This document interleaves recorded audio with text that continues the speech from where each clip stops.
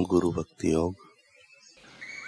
अगर आपको प्राथमिक चिकित्सा का ज्ञान पाना हो तो केवल उसके विषयों की चर्चा करके पा सकते हैं, किंतु आप अगर MBBS कहलाना चाहते हैं, फिजिशियन या सर्जन के रूप में काम करना चाहते हैं, तो आपको नियमित रूप से 6 वर्ष तक अभ्यास करना चाहिए। इसी प्रकार आप उपासना, प्रार्थना आदि के द्वारा देवताओं को प्रसन्न करके उनकी कृपा प्राप्त कर सकते हैं, किंतु प्रत्यक्ष आध्यात्मिक साक्षात्कार के लिए आपको 3 चीजें चाहिए: गुरु सेवा, गुरु भक्ति और गुरु कृपा।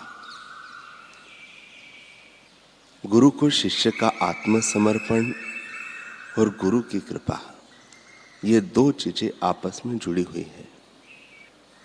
शिष्य संसार सागर को पार कर सके, इसके लिए ब्रह्मवेत्ता गुरु आत्मज्ञान देकर उसका अमूल्य हित करते हैं।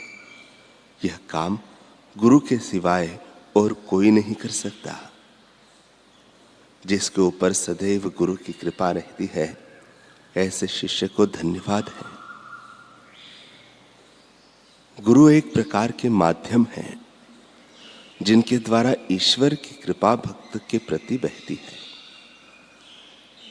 सच्चे गुरु की अपेक्षा अधिक प्रेम बरसाने वाला, अधिक हितकारी, अधिक कृपालु और अधिक प्रिय व्यक्ति इस विश्व में मिलना दुर्लभ है। शिष्य के लिए तो गुरु से उच्चतर देवता कोई नहीं है। गुरु के बिना साधक अपने लक्ष्य पर पहुंच सकता है, ऐसा कहने का अर्थ होता है कि प्रवासी बाढ़ में उफनती हुई तूफानी नदी को नौका के सहाय के बिना ही पार कर सकता है। आत्मवेत्ता गुरु के साथ एक क्षण का सत्संग भी लाखों वर्षों के तप की अपेक्षा से कहीं अधिक उच्चतर है। हे साधकों, मनमुखी साधना कभी नहीं करना। पूर्ण श्रद्धा और भक्ति भाव से गुरुमुखी साधना करो।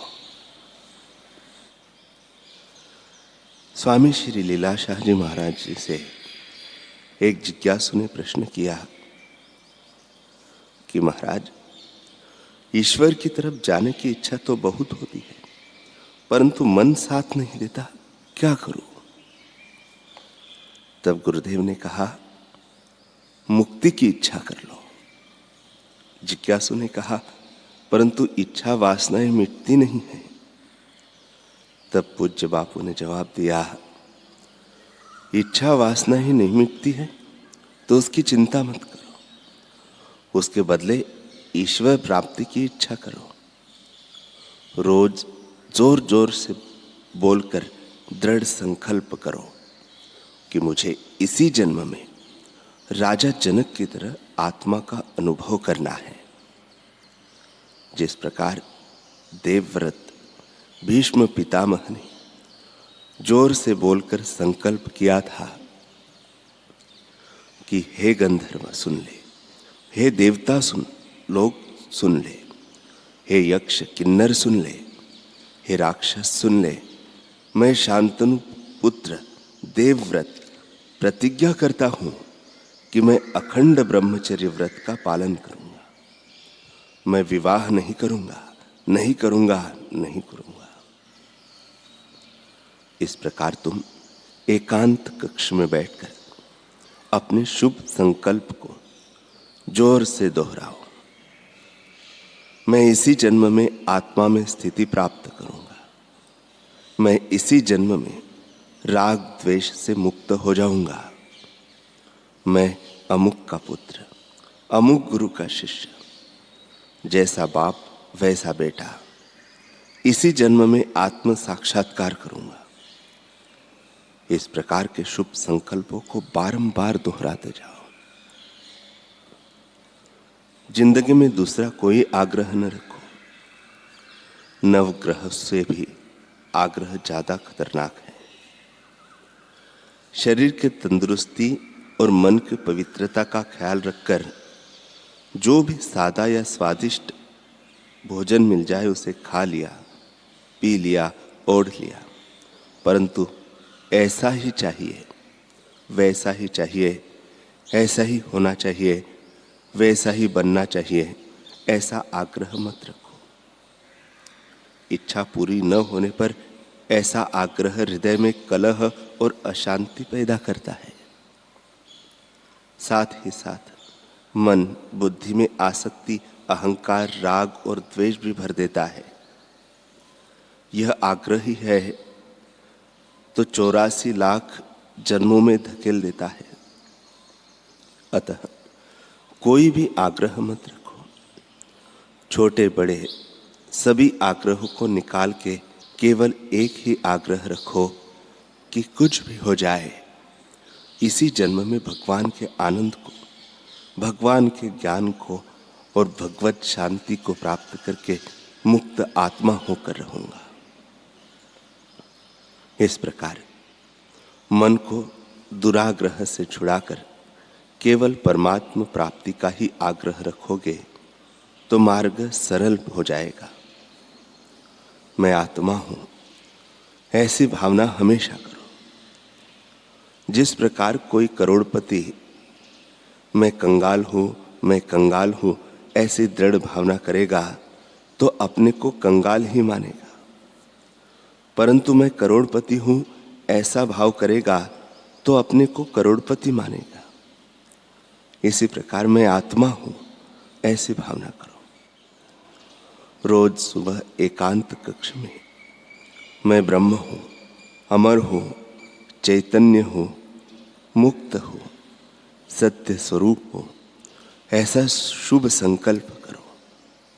परंतु मैं मारवाड़ी हूं, सिंधी हूं, गुजराती हूं, पंजाबी हूं, सुखी हूं, दुखी हूं, ऐसी झूठी भावना मत करना। ऐसी झूठी भावना करने से सुखी होने के बदले दुखी और अशांत ही होंगे। ऐसे मिथ्या संस्कार तुम्हें जन्म मरण के चक्र में डाल देंगे। तुम इस जन्म में सुख और शांति पाने के उपाय ढूंढो और सोचो कि अब क्या करना चाहिए। ऐसा नहीं कि तुम किसी साधु संत के पास जाकर कहो कि साईं मेरी पत्नी का स्वभाव बदल दो। अरे भाई, तू अपना ही स्वभाव बदल दे, अपनी समझ सुधार ले। पत्नी का स्वभाव बदलेगा तो फिर कहोगे कि बेटे का स्वभाव बदलो, विरोधी का स्वभाव बदलो। तू अपना ही स्वभाव क्यों नहीं बदलता? उन लोगों में से अपनी आसक्ति क्यों नहीं खींच लेता? उल्टा फंस मरने की मांग करता है। इस प्रकार अपनी बेवकूफी क्या है? अपनी कल्पना के अनुसार संसार को, पत्नी को, पति को, बेटे को, मित्र को, नौकरों को बदलकर सुखी होने की जो मांग है वही बेवकूफी है। वास्तव में ऐसा करने से कोई सुखी नहीं हुआ है। सुखी तो तभी हुआ जा सकता है जब अपने ब्रह्मत्व की, अपने सत्य स्वरूप की स्मृति दृढ़ कर लो। इस प्रकार मन के शुभ एवं सत्य संकल्पों को रोज रोज दोहराने से, अपने इच्छा वासना रूपी दुराग्रह को छोड़ने से और अपने आत्म स्वरूप का स्मरण करने से तुम्हारा आध्यात्मिक पथ सरल हो जाएगा।